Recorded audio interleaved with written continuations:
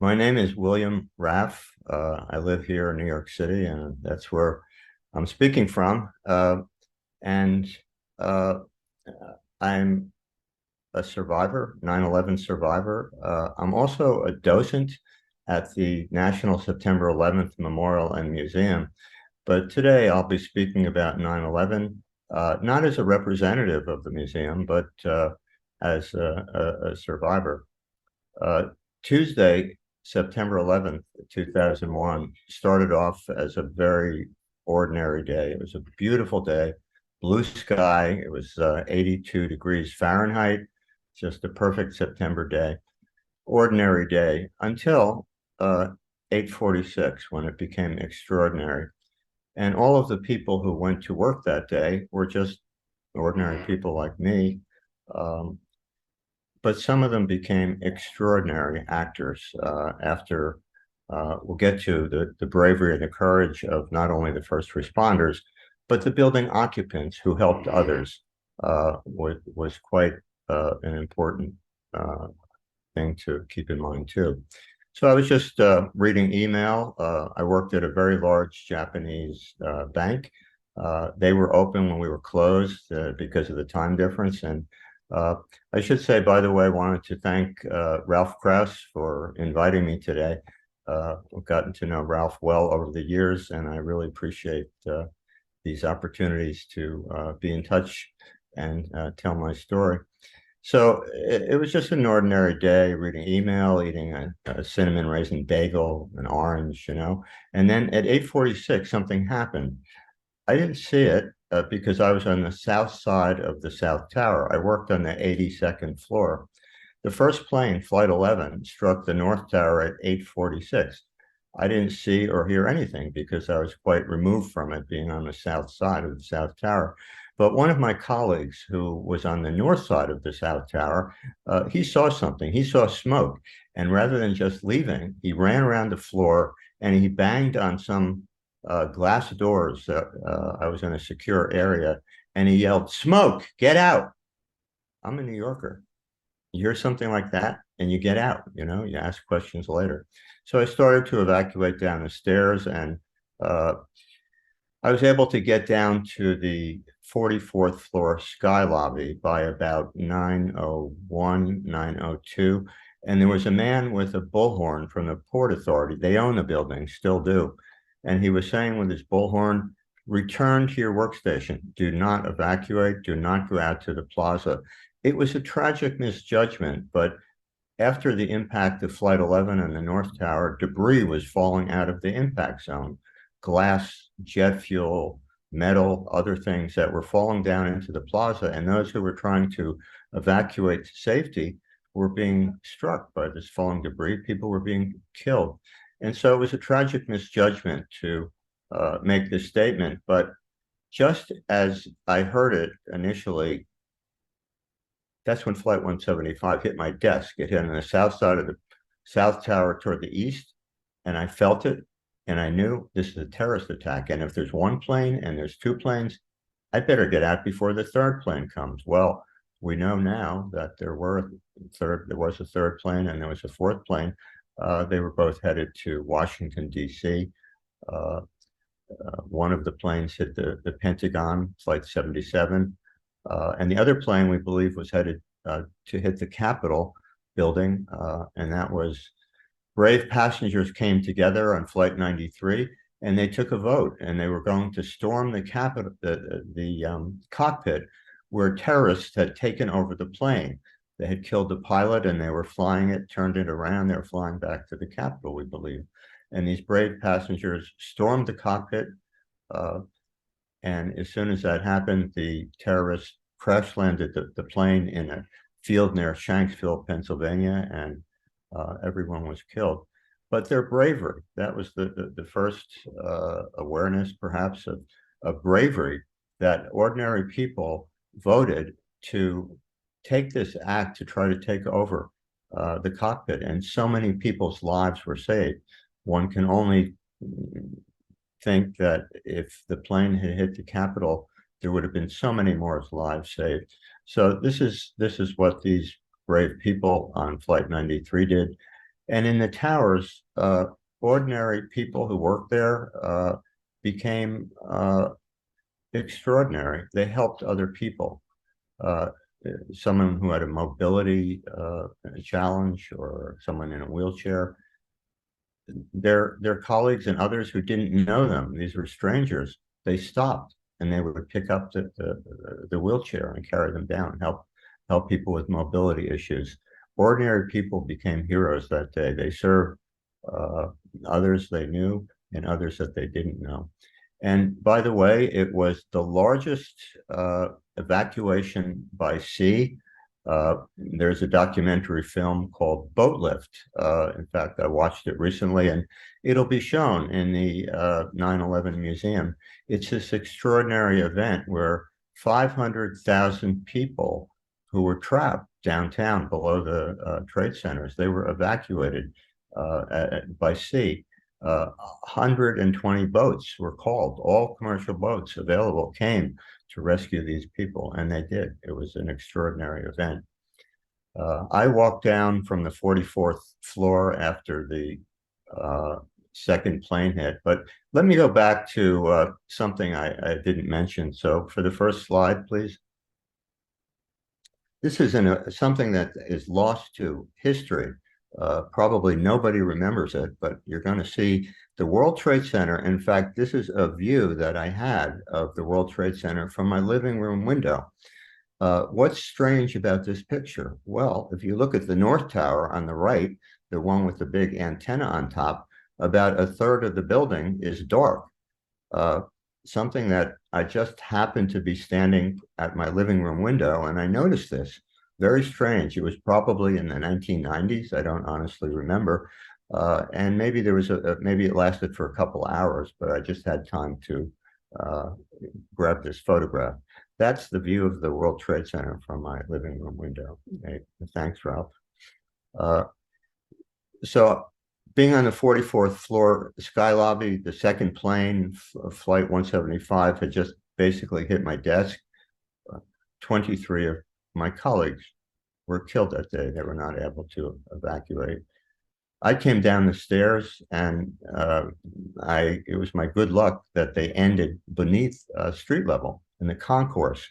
And so I walked through the concourse, protected being underground from all of the falling debris from the North Tower, and now the South Tower as well, that had just been hit. I walked down to the concourse through the long platform of one of the subway, the E train, and I came up a few blocks north of the Trade Center, and I looked up for the first time with my eyes. I could see these two buildings on fire.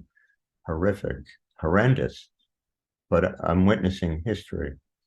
Well, on second thought, maybe I should just go home. I live in Greenwich Village, 2 miles away, and I could use a walk. It was a beautiful day. I started to walk home, and a taxi driver came around the corner. The taxi driver had no idea what was happening. It was just happening. And the taxi driver took me home, believe it or not, by 9:40 or so. I walked into my apartment. I put up my shades, And what I saw was, in the next slide, please. This is the towers on fire, the North Tower on the right, the South Tower on the left. And you can see how the North Tower had been hit at a higher level. The impact zone on the North Tower was between the 93rd and the 99th floor. And on the South Tower, the impact area was between the 77th and the 85th floor. And you can see the terrible smoke that was blowing, this toxic smoke that was filled with heavy metals and arsenic and asbestos and all kinds of things that have led to terrible health effects of those who were present and those who came later. I'll mention that a little bit later. I watched this towers burn, and all I could think was, what? What is happening? How could this happen? Who would do something like this? I was very, very, very sad. And later on that day, when the name Osama bin Laden was mentioned, I knew that this terrorist group, Al Qaeda, was behind this attack. In February 26, 1993, there was a bombing at the World Trade Center. Ramzi Youssef loaded a rented truck filled with 1,200 pounds of explosives and parked it in the car park, the garage near the North Tower underneath. That went off. It killed 6 people, $300 million worth of damage, but the repairs made the World Trade Center whole. And in fact, some of the safety features that were put in place saved many lives on September 11th.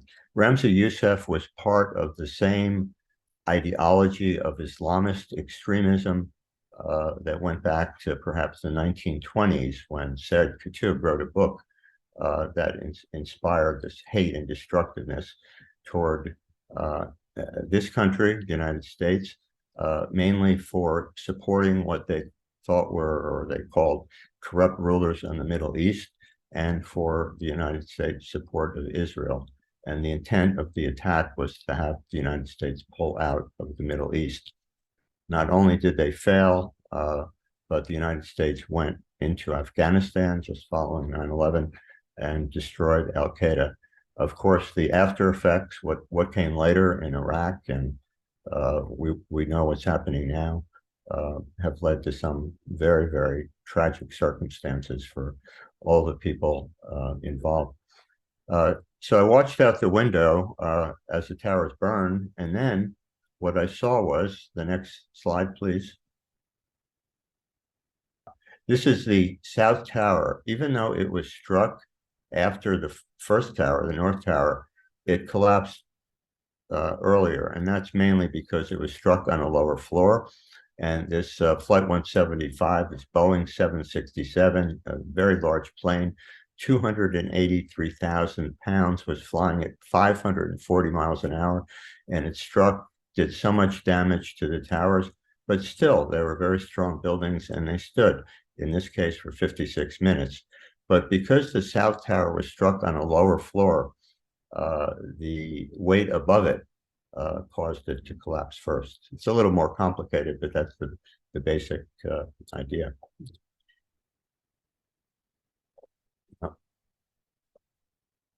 So I just watched and then knew that the North Tower could be next. And in fact, the North Tower collapsed. So it was a day like no other. It was a day when ordinary people became extraordinary, and the first responders, New York City, not yet, New York City firefighters, emergency medical, and the Port Authority Police, the New York City Police Department, they made the sacrifice. They were extraordinary. They were doing their jobs.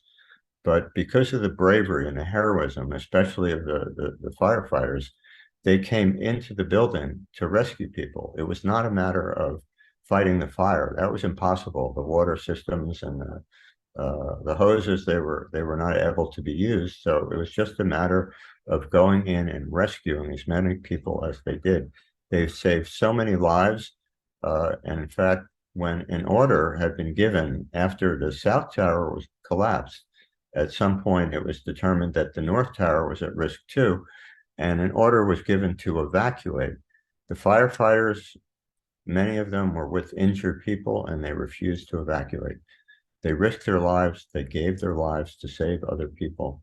And this is the heroism that's inspirational at the museum. It gives us hope because we know that we don't look at the terrorists, we don't look at the kind of depraved act of extremism, the hate, the destructiveness the 19 terrorists had. We look at the thousands of first responders and all of the ordinary people who did extraordinary things. This is what human nature is, and this is the hope. If the most terrible thing happened that anyone could imagine on 9/11, well, the bravery and the support and coming out, the solidarity throughout the world is something that we look to, that gave us hope, inspiration, and were allowed us to rebuild. And now we can go to that next slide and see what came out of all this many years later. Yeah, that's the World Trade Center, the tallest building in this hemisphere, 1,776 feet. It's a beautiful building, and I hope you can come someday and come to the museum. It's a wonderful place, and also you might want to go up in the observation deck in the World Trade Center. Um, so maybe we'll go to just the next slide that also shows the beauty that I never knew on September 11th. I was very, very, very sad, and I never knew that my life could become beautiful again. But in fact, I went to Carnegie Hall on October 5th. I'm a music lover, and the Berlin Philharmonic came. They came as a gift. You know, people weren't flying. The skies were, well, people were afraid to get on an airplane, but the Berlin Philharmonic came and they threw out their program at Carnegie Hall, and they played 3 Beethoven, 2 symphonies and the Egmont overture. And when I listened to the music for the first time, I realized there is hope, there is truth, there is beauty. And my life as it was could become beautiful again. And this shot is also taken by my living room window, but it's looking west rather than looking south at the Trade Center. So sometimes in life, it depends on your point of view and the way you look, but life can be beautiful again. So maybe I've spoken for enough, and I'd be very happy to take any questions you might have. Thank you so much, William, for sharing. And, you know, as somebody who's gone on your tour, I think we spent like 5 or 6 hours with you at the museum, and it went by so quick. It was nuts. But I can't thank you enough for taking the time to help inspire and educate these kids watching live, as well as all the kids who watch post-production. But you guys, great questions so far. If you have any more questions, keep them coming in the chat. But I have some that were emailed to me, and one of our students wanted to know what emotions did you experience during, and what emotions did you experience after the September 11th attacks? Good question. Well, I would say that while I was evacuating, I did not feel any emotions. I had one thing in mind. I have to save my life. I have to get out of this building. So my brain was not working. My cognitive capabilities were not really functioning. My only thought was, I have to get out of this building. When I came home, and of course, the events further unfolded with the collapse of the towers, I was very, very, very sad. 9/11 brought out emotion in people, and it kind of tended to bring out people's negative emotions. So if somebody was, let's say, an angry person, you know, they had this anger in them, it would make them really angry. They wanted to go kill, you know, they just wanted to go get the guys who did this. They had a lot of anger, maybe even hate. Um, But for me, Richard Nixon said when he resigned the office of the President of the United States in 1974, people may hate you. You can't do much about it. But if you give in and you hate them back, then you begin to destroy yourself. And I would not allow Osama bin Laden to cause any more damage to my psyche than had already happened. I had no hate. I had only great sadness for the tragic loss of so many innocent victims and first responders. I was very sad and maybe a little bit depressed. And when we had our attack on October 1st here in Las Vegas, it should be noted that William gave me a call because we're out of Las Vegas, and just a true friend who just cares about everyone around him and says a lot about your character. We had a question from a student. They wanted to know, were you with anyone during the attacks? And if you were, how did you support each other in that difficult time?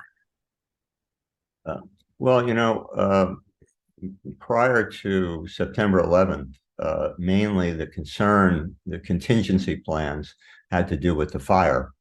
And they had various plans. But in fact, when something like this happens, and we hope of course, it never happens again. It was a day like no other. And we hope that nothing like this ever happens to anyone.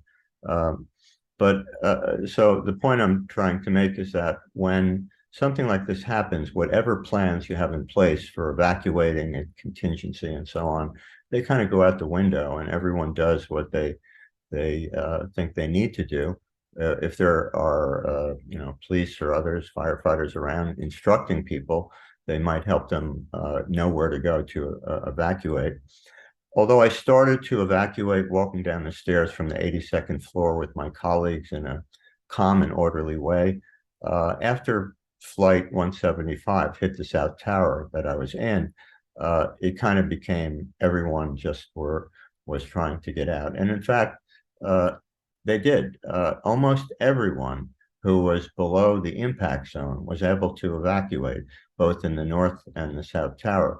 It was the people on the very high floors. In the case of the North Tower, 1,355 people were trapped. There was no way they could come down, no way the firefighters could get up that high. Elevators weren't working and the stairways were blocked. In the South Tower, there were roughly 3,000 people on those high floors. But in the 17 minutes between the first and the second plane, more than 2,000 were able to evacuate. And so the number greatly reduced to 637. And in fact, the number of people killed in the North Tower was about twice the number in the South Tower for that reason. So 99% or so of the people below the impact zone got out. And we just kind of reacquainted after some time. Specifically in the way of support, there was a lot of support given with different groups and psychological therapists and so on, counselors, social workers, but that happened a little bit later. So. Yeah. So we have a question from Sarah, and she is in France. Sarah, you had a very good question. You should be able to unmute to ask. Let's see if she can unmute. There you go. Hey. Hello. So I have a question. Did you know this would be that horrible when you went out from the building? When I went out from the building?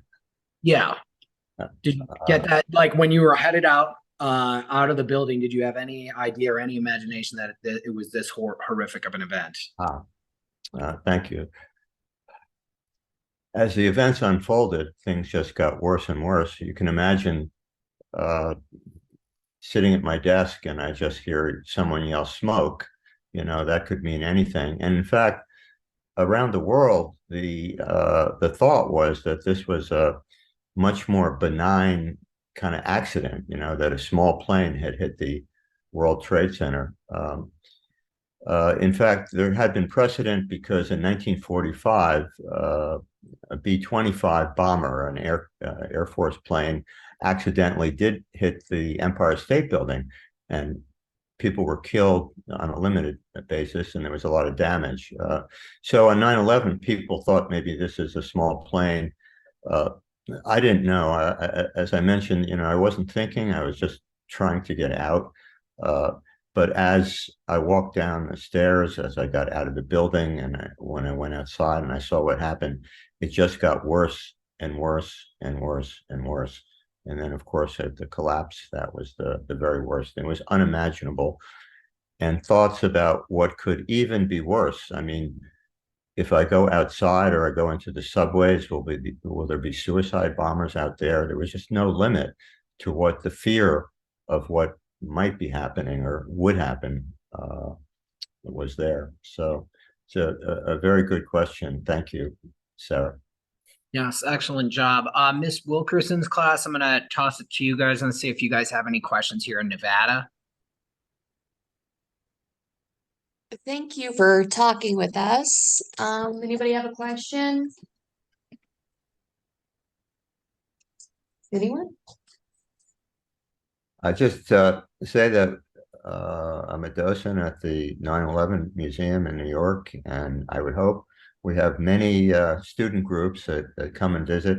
It's really important that we never forget what happens. And one of the very important aspects of the mission of the museum is to tell the story of what happened, because maybe 90 million people in the United States, maybe almost half the people on this planet weren't alive, or were just a little too young to realize, what was going on in September 11th. And so the story needs to be told. And if you have the occasion, the opportunity to come visit New York City, I highly recommend the museum. Not only does it tell the story, but you get the kind of comfort from people there, and also listening to all the stories and the heroism of the people came and helped other people save their lives, and the first responders. Just mention that unfortunately 2,983 people were killed on September 11th and in the bombing, February 26, 1993.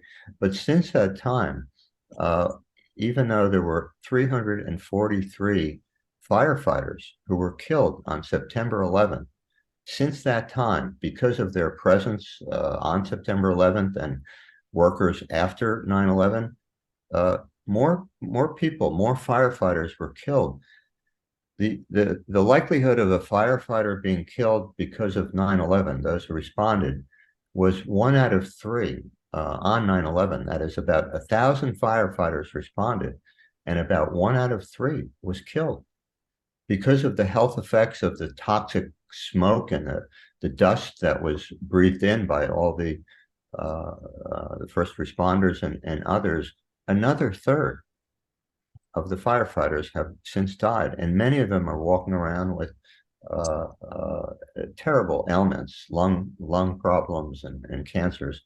And so the firefighters are the ones that we look to the most, who had suffered the most and had the most bravery. So I just wanted to make everyone aware that the health effects of 9/11 still continue today. Mr. Raff, I have a student who has a question for you. Go ahead. How does it affect your everyday life that you live now? The way that you live now, how does it affect your everyday life? I'm sorry, could you speak a little slower? And she'll have to come closer to the microphone if possible. How does it affect your everyday life, the way that you live now? How does it affect it? That's a good question. Well, the bottom line today is that, and perhaps an irony of 9/11, is that because I was there because I had this experience as a survivor, I'm able to volunteer and support the mission of the 9/11 Museum. It's a very important mission. For 44 years, I was a banker.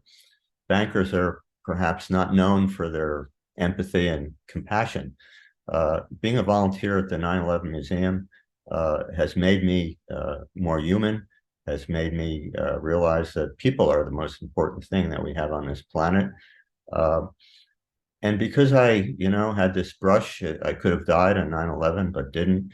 it made me appreciate every day. Today, I appreciate today. Tomorrow, I'll appreciate tomorrow, I hope. And I'm mindful of this, how much I can appreciate life and how valuable, how precious every day is. So just to answer your question, and I think everyone might learn from that to appreciate their life a little bit more every day. And it should be noted, if you go to the museum, some of William's stuff is in that museum. So yeah, check that out. Very interesting. We have two more student questions, then we'll let you go. And Daniel from Spain, go ahead. You should be able to unmute to ask your question. You had a pretty good one. Hello. Well, I was wondering if a few days or weeks after the attack, was there any other topic being spoken, or everyone talked about the 9/11? So basically what he wants to I- know is what was life like after 9/11, like in the media? Was it pretty much the only thing that took over what everyone was talking about then? Because a lot of these kids, none of these kids were alive then. Sure, yeah. In the days following 9/11, it was like one long day. You know, you wake up in the morning and it's a new day. You know, whatever went wrong, whatever stresses you had on yesterday, they kind of disappear when you're sleeping. And you wake up, it's in a new day, you know, a new start. After 9/11, there were no new days for a long time. You know, you woke up in the morning and the first thing you thought about was that. And if you turned on the television, all you saw was 9/11. And so pretty much the environment was, it was very, very, very quiet in New York. And in fact, on September 11th, I understand that for people who were down at or around the World Trade Center, when the towers collapsed, there was just silence, except for the emergency vehicle sirens. People were just totally in shock. And so, yes, for at least a week, everything stopped in New York, and all it was about was trying to rescue people at the World Trade Center. But sadly, the last person rescued alive, Janelle Guzman, that was on September 12th at 12:30. Even though there was still hope, there was no real hope because no one was found after September 12th. She was the last person. And so it was all about 9/11 for some time until gradually things returned to a new normal. So very good question. I appreciate that. Yes, good job, Daniel. And then the final question is, in your opinion, what are the most important lessons that we can learn from the events of 9/11, especially for future generations? What happened after 9/11 here in New York, and I think throughout the world, was this act of terrorism, the destructiveness.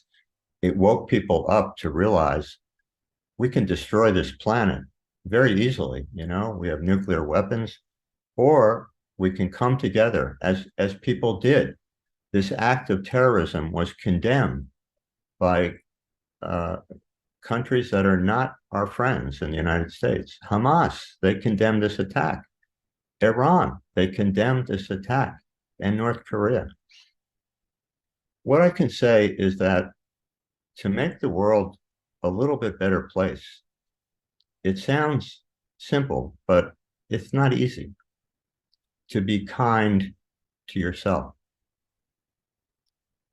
And if you can do that, then you'll have it within you to be kind to those you know, your family, your friends, your fellow students, teachers, people you have in your life, you know. And if you can do that, then you can be kind to other people, people you don't know. And if everyone did this, oh, just a little bit, the world, I think, would be a better place. And so we're all on planet Earth, we're all in the same boat here together. And we should treat each other with respect, value for human life. We should eliminate as much as we can from our brains, our minds, our hearts, eliminate hate, intolerance, and ignorance. And the world might be a little bit better place. Wonderful advice. And we can't thank you enough for connecting with us, William. This was absolutely special. It's always a pleasure connecting with you. And I'm going to go ahead and introduce. So I know in the when we go through the tour, you talk about Come From Away. So can you tell the kids a little bit about that play? Well, I've seen it twice, and I think it's time for me to go back and see it again. This is an extraordinarily wonderful play, but I have to be honest. I'm a 9/11 survivor, and when I first heard there's a Broadway show about 9/11, I was very skeptical. What? 9/11, a Broadway show? And then I heard it was a musical singing and dancing. How can you do that? And then I read the reviews, and I went to see the show, and I'm not exaggerating. It's a show where you sit and you watch and you're either crying or you're laughing. It's one of the most powerful, engrossing, and uplifting shows I've ever seen. And so if you have an opportunity to see it, I would say go see it. And Can I you hope you go quickly see it again. share the premise with the kids, what it's about? Oh, yes. Well, for the first time ever, U.S. airspace was closed on September 11th around 9:45, I believe, in the morning. All planes, and there are roughly 4,500 planes in the air, were told land, wherever the nearest airport is, just land. For the international flights coming into the United States, it was a little bit different. There were there were many flights, and they were told to land in Canada. In Gander, Newfoundland, this little town that had 9,000 people, but they had an airstrip that was no longer being used, a very large airstrip. And so the international planes were given the choice. Well, they could turn back if they weren't out too far from where they took off, or they could land in Canada and Gander on the East Coast. So 38 planes with 7,000 people landed in this very small town of Gander, Newfoundland. And the reception they got was beyond belief. The people of Gander, and you can imagine a little town like this, they didn't have hotels and places for them to stay. They stayed there under the most difficult circumstances, not knowing what was going on in New York. And the show is based on the events that really happened. The people of Gander took them in. It was hi, I want to come shower at my house. What do you need? I'll give it to you. And I would only say the premise and the reality of the show are very uplifting, very encouraging, and go see it. Well, I want to introduce you to the producer of that show. We have Michael Alden, who is a friend of mine for the past few years. Ironically, the last time I saw you in New York City, I saw Michael, and I didn't make the connection until way later when Michael had mentioned he produced this show. So, Michael, this is William Raff, September 11th survivor. William, it's great to meet you. Thank you for what you do for the museum and for the community, downtown. Keeping that message going out there. Regarding the play, thank you for your kind words. I'm one of many producers involved. I think we have one producer for every plane, but each of us got to participate. And actually, I was the first liaison with the museum when we were doing marketing and advertising to try to get some connections going so that we could drive people to the museum and, of course, have people come see the show. I think that in listening to your wonderful talk this morning, and what I would like to share, what the show does is it does represent what it's like to be nice to the person next to you. Whoever that might be in your classroom, in your community, at home.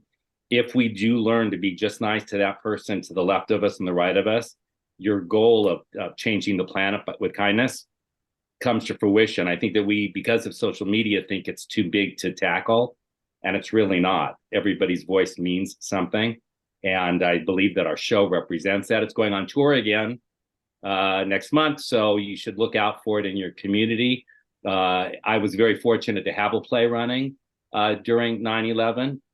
It was downtown. It was shut down for a while because of its proximity to the World Trade Center, but it was about a misunderstood outsider.